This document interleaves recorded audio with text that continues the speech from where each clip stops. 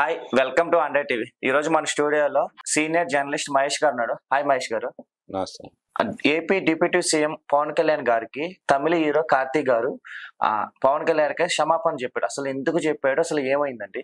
పవన్ కళ్యాణ్ గారు ఇదేదో తిరుపతి లడ్డు విషయం మీద అపవిత్రమైందని దీక్ష చేస్తున్నారు. ఆయన దీక్ష టైంలో ఇవాళ ఏదో విజయవాడ దుర్గగుడి మెట్లు కూడా ఏదో శుభ్రం చేసి ముగ్గులు పెట్టాడు. నిన్న సత్యం సుందరం అని ఒక cinema pre release event Hyderabad లో జరిగింది. దానికి ఆయన కార్తీ గారు అందులో ఆ సినిమా అయింది. ఆయన ఈవెంట్ కి వచ్చే యాంకరు లడ్డు కావాలని ఆయన అని అడిగింది. తర్వాత మరో లడ్డు కావాలని ఒక యాడ్ ఏదో ఉంది కదా, దానిలో అది వస్తే అది ఎప్పటి నుంచో చాలా మంది సరదాగా అవతల వాళ్ళని అట్లా అడుగుతుంటారు. అయితే ఆ ఉద్దేశం ఇట్లా యాంకర్ అడిగింది కార్తీ గారిని లడ్డు కావాలని ఆయన. అంటే ఈయన లడ్డు ఇప్పుడు సెన్సిటివ్ ఇష్యూ అయింది, లడ్డు గురించి ఏమొద్దా అని అన్నాడు కార్తీ గారు. ఈయన పవన్ కళ్యాణ్ గారు అది చూసి నిన్న ఒక ఏదో ఈవెంట్ చూసాం, మరి దీక్షలో ఉండి ఈవెంట్లు చూస్తా టీవీలు చూస్తా కూర్చున్నాడు. కానీ ఈవెంట్ లో చూశాను, సెన్సిటివ్ ఇష్యూ అది లడ్డు అని, లడ్డు గురించి అన్నారు. ఇది సెన్సిటివ్ ఇష్యూ కాదు, ఇట్లా మన లడ్డు విషయంలో అపవిత్రమైంది, ఏదో మనోభావాలు ఏవో దెబ్బలు తినేసినాయి, సనాతన ధర్మం అని ఏదేందో మాట్లాడాడు ఆయన. మాట్లాడి అట్లా అనొద్దు అన్నాడు. తర్వాత దానికి నా కార్తీ ఒక ట్వీట్ పెట్టాడు. నేను ఏంటంటే పవన్ కళ్యాణ్కి ఏమి ఆయన డైరెక్ట్ సారీ అని చెప్పలేదు. ఇట్లా అపాలజైజ్ దేనికి అంటే, నేను ఆ ఉద్దేశంతో అనలేదు, లడ్డు గురించి ఏమి ఆయన విమర్శ లేకపోతే ఇంకోటి ఆ ఇష్యూలోకి ఆయన వెళ్ళలేదు. లడ్డు కావాలని ఆయన అంటే ఇప్పుడు ప్రెసెంట్ లడ్డు విషయం సెన్సిటివ్ గా ఉంది, అందుకని లడ్డు గురించి మాట్లాడి అన్నాడు. అందుకని ఆ ఉద్దేశంతో అనలేదు. వెంకటేశ్వర స్వామి మీద నాకు భక్తి ఉంది బాగా అని ఆయన ట్వీట్ పెట్టాడు. వెంకటేశ్వర స్వామి భక్తి అంటే ఇప్పుడు కార్తీ వాళ్ళ బ్రదర్ సూర్య వాళ్ళు భక్తిగానే వాళ్ళు మనం చూస్తే ఒక రకంగా వాళ్ళు కొన్ని పండుగలు అవి వాళ్ళ ట్రెడిషనల్ గా వాళ్ళు రెడీ అవటం కానీ, వాళ్ళు ట్రెడిషనల్ గా చాలా భక్తితో పూజలు చేయటం అవి చేస్తారు.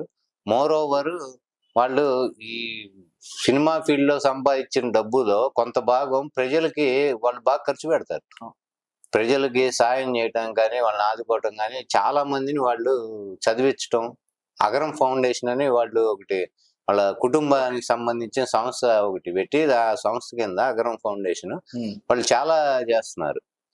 ప్రజలకి డైరెక్ట్ గా వాళ్ళు ప్రజలకు సేవ చేస్తున్నారు. అండ్ ఈ పొలిటీషియన్లతోనో వీళ్ళతోనో పనులు లేకుండా, పదవులతో పనులు లేకుండా, అట్లా వాళ్ళు ఒక సమాజంలో వాళ్ళు ప్రజలు వాళ్ళకి ఏ రకంగా అయితే వాళ్ళకి ఒక ఉన్నత స్థానాన్ని కల్పించడానికి కారణమయ్యారో వాళ్ళని వీళ్ళు కూడా ఆదుకోవటం, వాళ్ళకి సాయం చేయటం దానిలో ఉన్నారు. వాళ్ళ మీద ఎప్పుడు విమర్శలు కానీ ఎటువంటివి లేవు. కానీ మనోడు దాన్ని కూడా ఏదో జైపోయి ఏదో అయినట్టు మనోడు ఏదో రెచ్చిపోయి ఏదో మాట్లాడాడు దాని గురించి.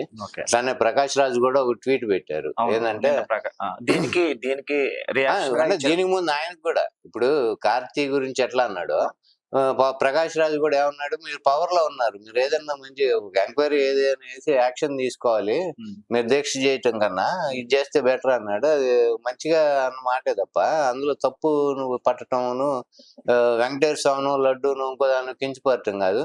దాన్ని కూడా మనోడు నెగిటివ్ గా తీసుకొని ఇప్పుడు అందులో ఎవరైనా సాయం చెబుతాడు, నువ్వు పవర్ లో ఉన్నావు, నీ దగ్గర అధికారం ఉంది, నువ్వు ఎంక్వైరీ చేయి, బాధితులను శిక్షించు, అంతేగాని నువ్వు అవన్నీ వదిలేసి దీక్షలు చేసుకుంటే ఉపయోగమైంది అన్నట్టు పెట్టాడు ప్రకాష్ రాజు. దాన్ని కూడా మనోడు దాన్ని కూడా తిరుపతి లడ్డూకిను దానికి లింక్ పెట్టి ప్రకాష్ రాజు దాన్ని కించిపరిచాడు అన్నట్టు. మీరు అంటే గౌరవం ఉంది సినిమాకి సంబంధించి, ఇట్లాంటివి మీరు మాట్లాడతారు, దేవీ దేవతలను కించిపరచొద్దు అని ఏందేదో ఆయన ఇష్టం వచ్చినట్టు ఆయన కూడా ఏదో నిన్న మీటింగ్ లో అది కూడా మాట్లాడాడు. ఇటు ఇది అది ఇద్దరి గురించి ఉద్దేశించి మాట్లాడాడు డైరెక్ట్ గా. ఇప్పుడు ఈ బాగున్నాయి. ఇప్పుడు ప్రకాష్ రాజ్ అన్నది ఏంటంటే ఎంక్వైరీ చేయండి, నిజాలు నిర్ధారణ చేయండి, దీక్ష ఇవి చేసుకునే బదులు అన్నాడు. అది ఫెయిర్ గా ఉన్న విషయం చెప్పాడు. గవర్నమెంట్ అధికారం మీదే కాదు.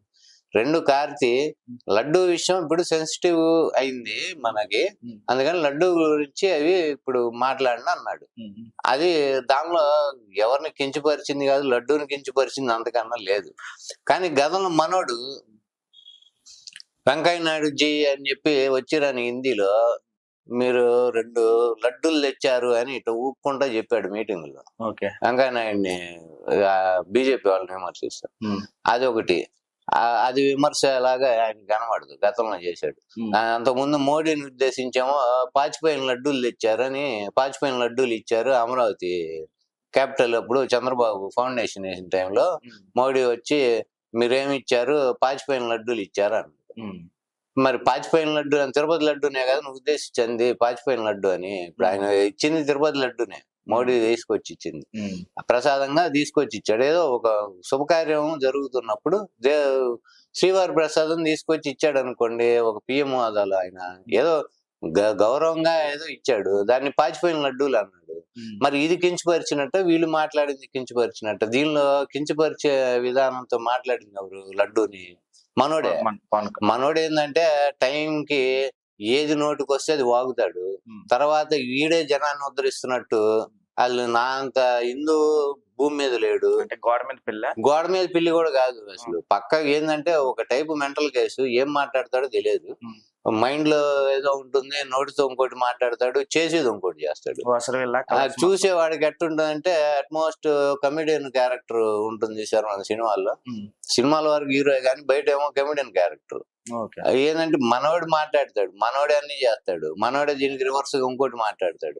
అంటే వినేవాళ్ళు, మన చూసేవాళ్ళు ప్రజలు పిచ్చోళ్ళు అని ఒక ఉద్దేశంతో ఉంటాడో మరి ఏంటో తెలియదు, లేకపోతే స్క్రిప్టెడ్ చదువుకుంటూ కూర్చుంటాడో తెలియదు, కానీ ఎవడో రాసి ఇచ్చినవి. మనోడు ఏదో నోటికి వచ్చింది మాట్లాడుతుంటాడు, అసలు మాటకి చేతకి పొంతన ఉండదు. ఇతను కదా పాచిపోయిన లడ్డు అని తిరుపతి లడ్డు అని గతంలో అంది. మరి వీళ్ళిద్దరు మాట్లాడిన దానిలో లడ్డు గురించి ప్రస్తావన కించపరిచినట్టు లేదు, తిరుమల పవిత్రత గురించి మాట్లాడింది లేదు, వీళ్ళు ఏమీ చేయలేదు. యాంకర్ అడిగిన దానికి ఏం సమాధానం చెప్పాడు? ఈయనంతటి ఈయనేమి దాని గురించి ఏమీ మాట్లాడలేదు. ప్రకాష్ రాజు కూడా నువ్వు ఎంక్వైరీ అధికారంలో ఉన్నావు కదా, ఎంక్వైరీ చేసి నువ్వు నిజానిజాలు తేల్చి అన్నాడు. కరెక్టే కదా, ఇప్పుడు అధికారంలో ఉంటే వాడికి అవకాశం ఉంది కదా. నువ్వు ప్రతిపక్షంలో ఉన్నట్టు నువ్వు ప్రతిపక్షంలో లేవు కదా, నువ్వు ప్రతిపక్షంలో ఉన్నట్టు రియాక్ట్ అవుతున్నాడు మనోడు. అంటే అది ఆ భావజాలంతో ఉండిపోయాడు, ఇంకా ప్రతిపక్షంలోనే ఉన్నాను అనే ఉద్దేశంతో ఉన్నాడో మరి అప్పుడప్పుడు గజనీలాగా మారుతాడో గాని గతం మర్చిపోయి నేను గతంలో ఇది మాట్లాడాను ఇప్పుడు ఇది మాట్లాడితే మళ్ళీ ఇది బూమరాంగ్ అయి నాకే చుట్టుకుంటుందేమో, ఇటువంటివి కూడా ఏమి ఉండదు. ఎందుకంటే కేరింతలు కొట్టి ఏం మాట్లాడిన సపోర్ట్లు కొట్టి వాళ్ళు ఉంటారు కాబట్టి అది ఏదో రెచ్చిపోయి మాట్లాడుతుంటాడు. ఓకే మహేష్ గారు, థ్యాంక్ యూ సో మచ్.